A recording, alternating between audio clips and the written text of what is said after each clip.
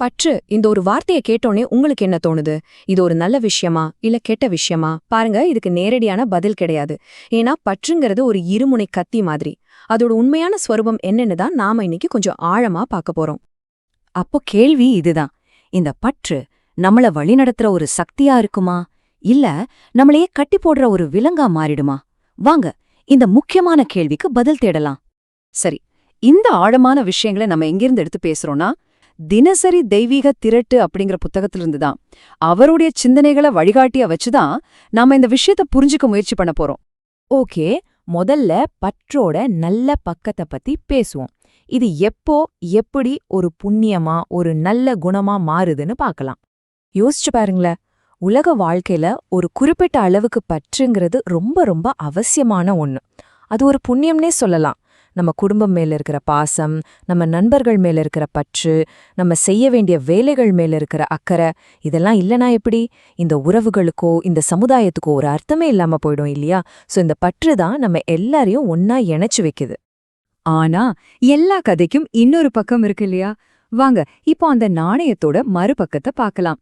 ஒரு நல்ல விஷயமா புண்ணியமா இருக்கிற இதே பற்று எப்போ ஒரு பாவமா ஒரு கெட்ட குணமா மாறுது?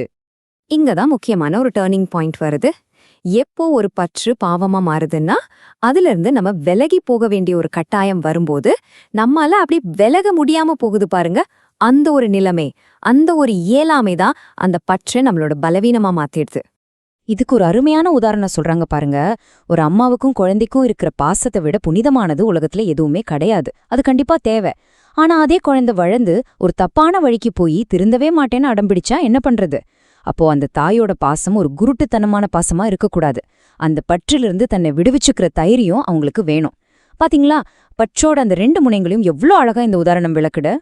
சரி, இப்போ நம்ம 2 பக்கத்தையும் பார்த்துட்டோம். பற்று எப்படி நல்லதா இருக்கு, எப்படி கெட்டதா மாறுதுன்னு. அப்போ அடுத்து என்ன? இது ரெண்டையும் எப்படி பேலன்ஸ் பண்றது? அதான் முக்கியம். ஒரு முழுமையான வாழ்க்கைக்கு பற்று வைக்கவும் தெரியணும், அதிலிருந்து விலகவும் தெரியணும். இது ஏதோ ஒன்ன தேர்ந்தெடுக்கிற விஷயம் இல்ல, ரெண்டையுமே சரியா கையாள்றது பத்தின விஷயம். அப்போ நல்ல வாழ்றதுக்கு 2 முக்கியமான திறமைகள் தேவை. பாக்குறதுக்கு இது ரெண்டும் ஒண்ணுக்கொன்னு எதிரா இருக்கிற மாதிரி தோணலாம். ஒன்னு பற்று வைக்கிற திறன், அதாவது உறவுகளை உருவாக்க அதை நல்லபடியா பாத்துக்க. இன்னொன்னு பற்ற விடுற திறன். எப்போ ஒன்னு தப்பா போகுதோ இல்ல எப்ப விலக வேண்டிய தேவை வருதோ அப்போ தயங்காம அதிலிருந்து வெளியே வர்றது. சோ இதுலேருந்து நம்ம எடுத்துக்க வேண்டிய பாடம் ரொம்ப சிம்பிள். இந்த உலகத்துல யார் சந்தோஷமா சிறப்பா வாழ்றாங்கன்னா, யாருக்கு பற்று வைக்கவும் தெரியுதோ, அதே சமயம் அதை சரியான நேரத்துல விடுவிக்கவும் தெரியுதோ அவங்கதான். இந்த ரெண்டையும் பேலன்ஸ் பண்றதுல தான் வெற்றியும் இருக்கு, உண்மையான மன அமைதியும் இருக்கு. இதுவரைக்கும் நம்ம உலக வாழ்க்கைக்கு தேவையான சமநிலைய பத்தி பேசணும். சரி, இப்போ இந்த சிந்தனைய அடுத்த கட்டத்துக்கு எடுத்துட்டு போவோம். அதாவது ஆன்மீக உயர்நிலைக்கு. அடுத்த விஷயத்த புரிஞ்சுக்கிறதுக்கு முன்னாடி நிலையற்ற, அதாவது இவனெசன்ட் அப்படிங்கிற வார்த்தைக்கு அர்த்தம் தெரிஞ்சுக்கணும். நிலையற்றதுன்னா என்ன? சிம்பிளா சொன்னா நிரந்தரம் இல்லாதது. இன்னைக்கு இருக்கும், நாளைக்கு இல்லாம போகும். நம்மள சுத்தி இருக்கிற செல்வம், புகழ், அழகு, இப்படி பல உலக விஷயங்கள் இந்த மாதிரி நிலையற்றதுதான் இல்லையா? இப்போதான் நாம இந்த சிந்தனையோட உச்சகட்டத்துக்கு வரோம். பாருங்க, உலக வாழ்க்கைக்கு ஒரு அளவு பற்று தேவைப்படலாம். ஆனா உண்மையான ஆன்மீக வளர்ச்சி எப்போ ஆரம்பிக்குது தெரியுமா?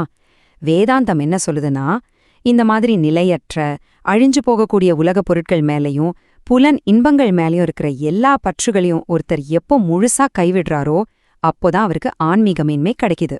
சரி, இந்த உரையாடலோட இறுதியில ஒரு நிமிஷம் உங்களை நீங்களே ஒரு கேள்வி கேட்டுக்கோங்க. உங்க வாழ்க்கையில இது நிரந்தரம் இல்ல, இது ஒரு நாள் போக போகுது அப்படின்னு தெரிஞ்சும் நீங்க எதன் மேலெல்லாம் ரொம்ப ஆழமான பற்று வச்சிருக்கீங்க? எதையெல்லாம் உங்களால விடவே முடியல? இதுக்கான பதில் நம்ம ஒவ்வொருத்தரும் நமக்குள்ளேயே தேட வேண்டிய ஒரு முக்கியமான பதில்.